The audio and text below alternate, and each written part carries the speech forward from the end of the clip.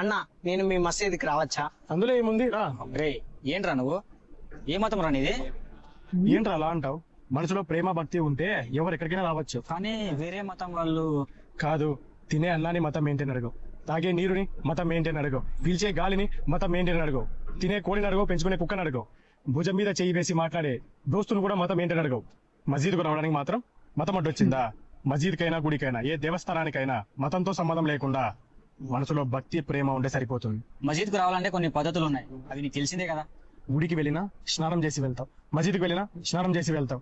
అలవాటు మార్చుకోకుండా అయోధ్యకు వెళ్ళినా, అరుణాచలం వెళ్ళినా, మక్కాకు వెళ్ళినా, మసీదుకి వెళ్ళినా మనము మారం, మన బతుకులు మారం. మనం ఇక్కడ శుభ్రం చేసుకోవాల్సింది శరీరాన్ని కాదు, మనసు. సారీ అన్న, మీరు నా వల్ల గొడవ పడ్డాం.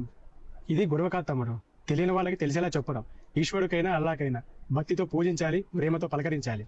మతం అనేది కేవలం మన ఐడెంటిటీ మాత్రమే, అదే జీవితం కాదు. Good message bro. అందరూ ఇలానే థింక్ చేస్తే అసలు కుల మత గొడవలే ఉండవు.